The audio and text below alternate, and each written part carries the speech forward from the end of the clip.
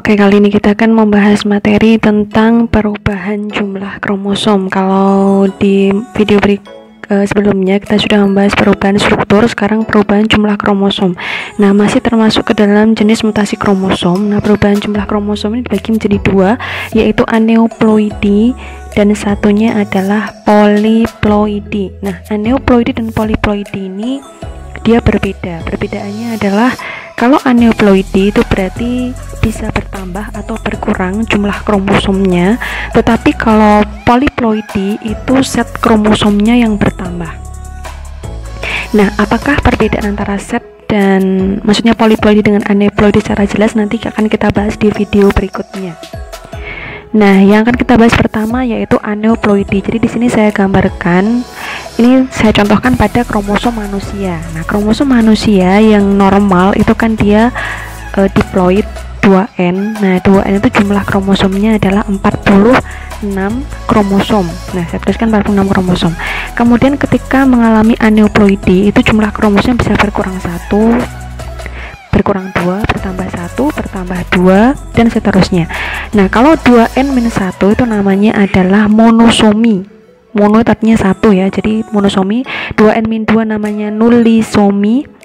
Kemudian 2N+1 namanya trisomi atau trisomik, sama saja ya. Kemudian 2N+2 namanya tetrasomi, dan seterusnya. Nah, dari sini bisa kita berikan jumlah kromosomnya. Kalau monosomi dari 2N normal 46, berarti dia berkurang 1 menjadi 45. Kalau nulisomi 44 karena berkurang 2, trisomi bertambah 1 berarti 47, tetrasomi berarti 48, dan seterusnya begitu. Nah, sekarang saya contohkan, biasanya yang sering ditanyakan di soal itu adalah macam trisomi pada kromosom tubuh. Jadi trisomi itu bisa dua ya, bisa pada kromosom tubuh atau autosom, bisa pada gonosom. Nah, kalau pada kromosom tubuh ini contohnya ada cara cepatnya Pak Edo, jadi sindrom Patau, Edward, dan Down.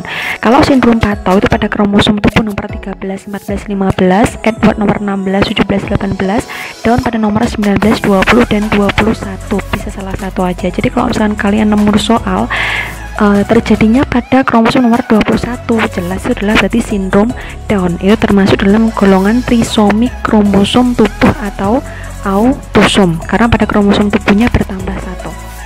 Nah, jadi kalau misalnya ditulis kariotipnya itu bisa 45A plus XX atau XY, jadi yang bertambah itu pada autosomnya. Kalau misalkan di total semua jumlah kromosomnya itu adalah 47 kromosom, tergantung individunya, dia cewek berarti XX, kalau cowok berarti XY. Nah, sekarang saya berikan contoh trisomi yang terjadi pada kromosom kelamin atau autosom. Yang pertama ada 44A plus XXX, kemudian 44A plus X0, 44A plus XXY, 44A plus XYY. Nah, masing-masing dia punya fenotip yang berbeda. Kalau yang pertama XX berarti betina super atau istilahnya adalah metafemale. X0 berarti juga betina Turner, biasanya dia mandul. Kemudian XXY jantan namanya Klinefelter, dan XYY adalah jantan sindrom Jacob.